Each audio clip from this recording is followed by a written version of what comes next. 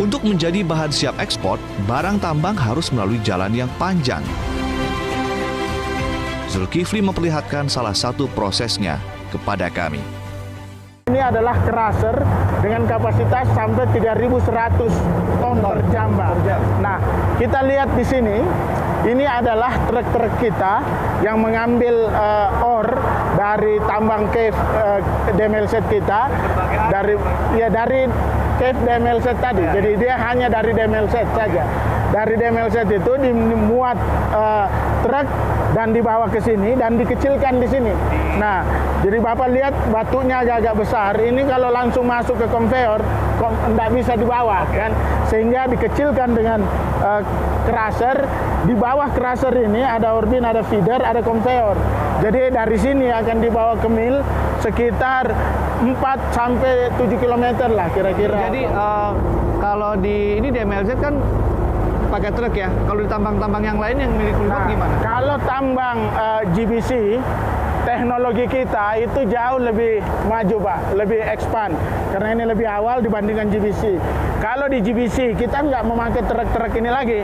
Truk-truk ini diganti dengan kereta. Jadi kita pakai kereta, pakai lori, di mana lori dan kereta ini beroperasi secara listrik dan otomatis, Pak. Jadi kalau ini masih banyak bahaya dan masih banyak resiko. Karena pakai orang ya, manual. Pakai orang, bisa saja orang ketabrak dan sebagainya, dan masih mengeluarkan gas-gas CO ya, yang kira-kira bisa mengotori juga udara. Dengan kita lakukan di GBC, itu justru dia kereta tanpa awak, Pak.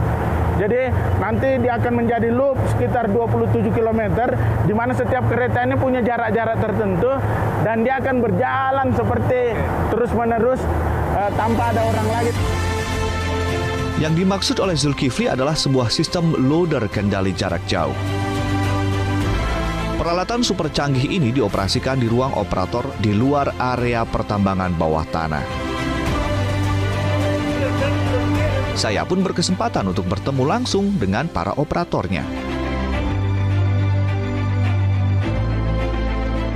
Alurnya seperti apa, Pak? Mungkin bisa diceritakan. Apa yang tahapan pertama? Mungkin saya ceritakan. Pertama. Tahapan pertama, kita dengan Ibu Betania di sini mengoperasikan loader remote. Nah, jadi loader ini adalah alat pengeruk, sama seperti loader yang kita tahu secara umum. Ini panjangnya hampir 12 meter. Loader ini bentuknya seperti kendaraan gitu? Ya, kendaraan. Kendaraan beroda 4 dengan bucket di ujungnya. Loader ini akan mengeruk material tambang yang kita runtuhkan dari atas. Dengan loader ini akan mentransportasikan material tambang tadi ke tahapan berikutnya. Jadi peralatan ini dioperasikan dari jarak jauh. Dari tempat duduknya Ibu Betania akan dikontrol, akan ada beberapa seri jalur komunikasi kita, fiber optik sampai ke underground, dan sistemnya akan berkomunikasi dengan sinyal wifi. Sinyal wifi yang sama dengan yang kita pakai di rumah, akan memerintahkan loader untuk maju, mundur, dan gerakan lainnya. Ini kedalaman berapa meter dari atas permukaan? Atau mungkin orang kan berpikir bahwa tambang bawah tanah ini ada di bawah kita. Ini seperti apa sebenarnya? Kalau tambang kita di OZ, area produksi kita itu berada di antara 3.100 sampai 3.200 meter dari permukaan laut. Jadi kita sebetulnya ada di atas gunung. 3.200 meter. Jadi posisinya dia di samping kita, jangan-jangan? Ya, kita portalnya kita di samping. Kita masuk dari samping. Jadi tidak di bawah kita ya. Dengan sistem kendali jarak jauh ini sudah bisa dipastikan bahwa kecelakaan kerja bisa dihindarkan dan bisa diminimalisir.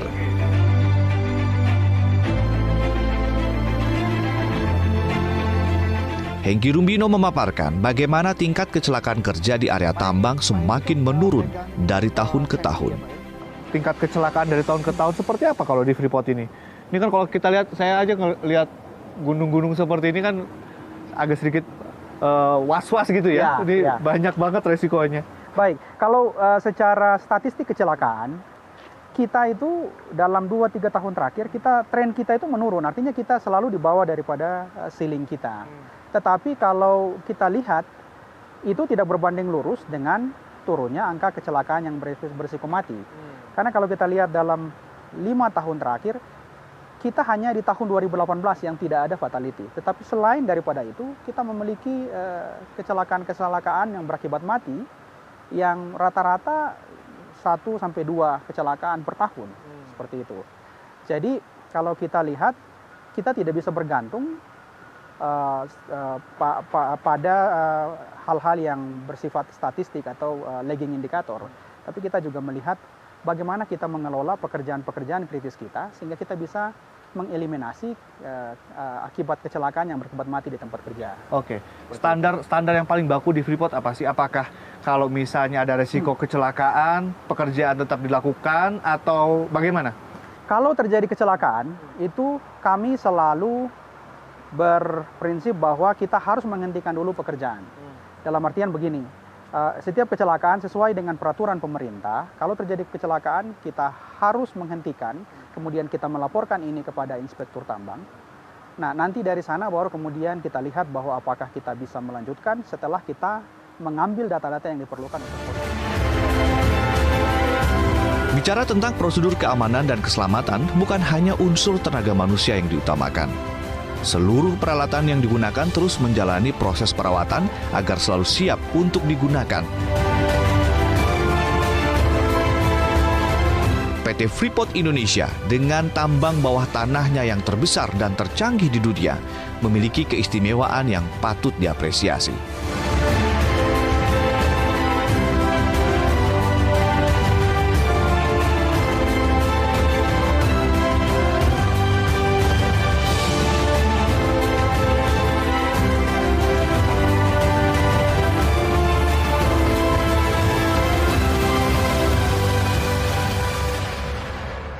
Pak Karel, kalau bicara soal SDM, engineer-engineernya lebih banyak asing kah, lebih banyak Indonesia kah? Atau ada yang Papuanya mungkin? Di divisi maintenance ini, engineer kita nasional semua. Orang Indonesia semua? Orang Indonesia semua. Porsi dari orang Indonesia itu atau nasional itu ada juga Papuanya. Dan tenaga asing kita pakai sebagai tenaga yang troubleshooter. Langsung di permasalahan. Jadi engineer kita, troubleshooter kita belajar langsung dengan permasalahan di lapangan. Soal kemampuan SDM, kecepatan mereka bekerja, kita bicara soal apa ya? Soal SDM dan teknologi di Indonesia yang selama ini kita sering meremehkan begitu ya. Gimana sih Pak kalau anak-anak buah Bapak sendiri di sini bekerjanya? Semua proses butuh waktu, itu pasti, siapapun kita lah. Baik dari manapun, Papua, non Papua butuh proses. Tapi so far kita berjalan, produksi kita berjalan baik, semuanya tidak ada masalah. Jadi buat saya tantangannya adalah bagaimana kita bisa merangkul semuanya dengan kelebihan dan kekurangannya masing-masing sehingga menjadi satu tim. Oke, inovasi ke depan akan ada apa lagi nih Pak? Kalau kita bicara soal teknologi nih. Oke, di BMLZ adalah salah satu tambang yang kita belajar banyak. Di BMLZ, DOZ tadi ya, di BMLZ itu akan seperti di BMLZ tapi dengan jumlah produksi yang lebih besar. DOZ sekitar 20.000 target kita, di BMLZ nantinya 80.000. Dan itu berkemungkinan basah. Grasberg block caving itu nantinya akan 130.000 Mas. Dan akan basah juga.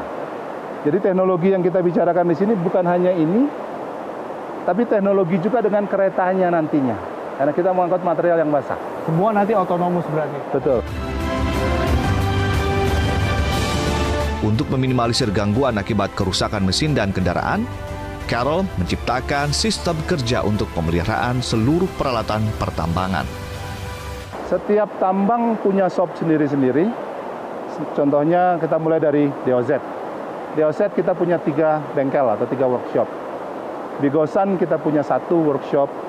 Di BMLZ kita punya 2, GBC kita punya 2. Di luar workshop itu, di luar area tambang bawah tanah, kita punya Tera dan kita punya Mega Kasuang. Nah ini adalah untuk mensupport semua aktivitas yang ada di tambang bawah tanah.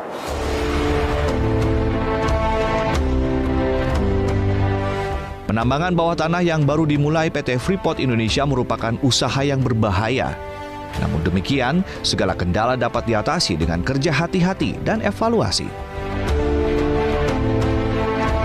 Emas dan tembaga yang terkandung di dalam tanah Papua siap digali demi kemakmuran bersama.